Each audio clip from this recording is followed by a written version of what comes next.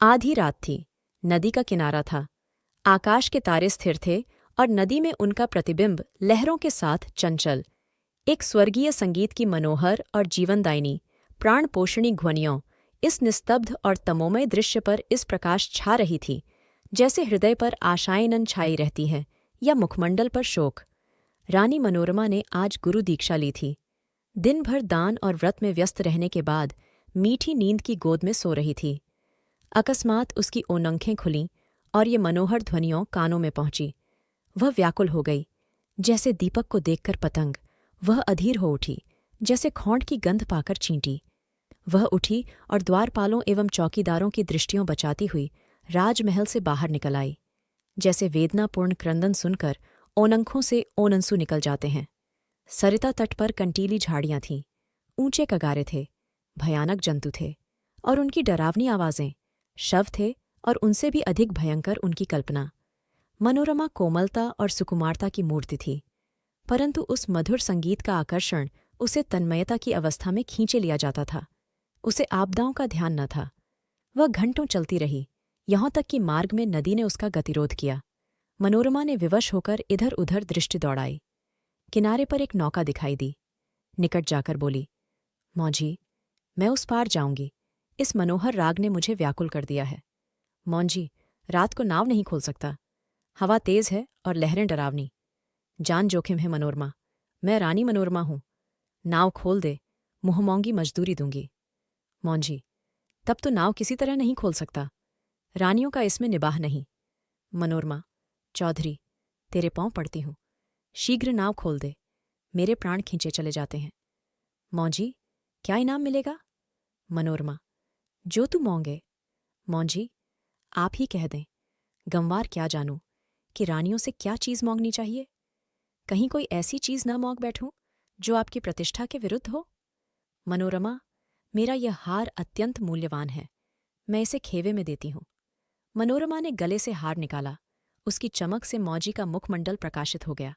वह कठोर और काला मुख, जिस पर झुर्रियों पड़ी थी। अचानक मनोरमा को ऐसा प्रतीत हुआ मानो संगीत की ध्वनि और निकट हो गई हो। कदाचित कोई पूर्ण ज्ञानी पुरुष आत्मानंद के आवेश में उस सरिता तट पर बैठा हुआ उस निस्तब्ध निशा को संगीत पूर्ण कर रहा है।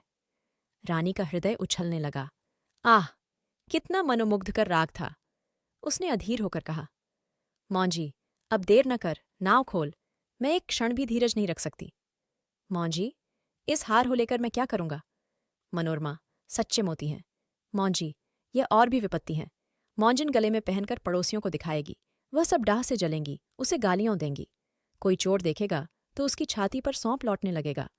मेरी सुनसान झोपड़ी पर दिन दहाड़े डाका पड़ जाएगा। लोग चोरी का अपराध लगाएंगे। नहीं, मुझे यह हार न चाहिए। मनोरमा, तो जो कुछ तू मांग वही दूंगी, लेकिन देर न कर। मुझे अब धैर्य नहीं है। प्रतीक्षा करने की तनिक भी शक्ति नहीं है।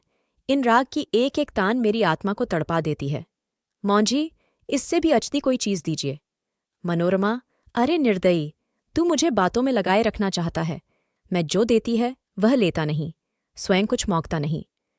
तुझे क्या मालूम मेरे हृदय की इस समय क्या दशा हो रही है। मैं इस आत्मिक पदार्थ पर अपना सर्वस्व न्यौछावर कर सकती हूं। मौजी, और क्या दीजिएगा? मनोरमा, मेरे पास इससे बहुमूल्य और कोई वस्तु नहीं है, लेकिन तू अभी नाव खोल दे तो प्रतिज्ञा करती हूं कि तुझे अपना महल दे दूंगी, जिसे देखने के लिए कदाचित तू भी कभी गया हो। विशुद्ध श्वेत पत्थर से बना है, भारत में इसकी तुलना नहीं। मौजी, हंसकर, उस महल में रहकर मुझे क्या आनंद मिलेगा? उल्टे मेरे भाई बंधु शत्रु हो जाएंगे। इस नौका पर अंधेरी रात में भी मुझे भय न लगता। ओनंधी चलती रहती है और मैं इस पर पड़ा रहता हूं, किंतु वह महल तो दिन ही में फाड़ खाएगा। मेरे घर के आदमी तो उसके एक कोने में समा जाएंगे। और आदमी कहाँ से लाऊंगा? मेरे नौकर चाकर कहाँ? इतना माल असबाब कहाँ? उसकी सफाई और मरम्मत कहाँ से कराऊंगा? उसकी फुलवारियों सूख जाएंगी, उसकी क्यारियों में गीदड़ बोलेंगे और अटारियों पर कबूतर और अब्बा बीलें घोंसले बनाएंगी। मनोरमा अचानक एक तन्मय अवस्था में उछल पड़ी।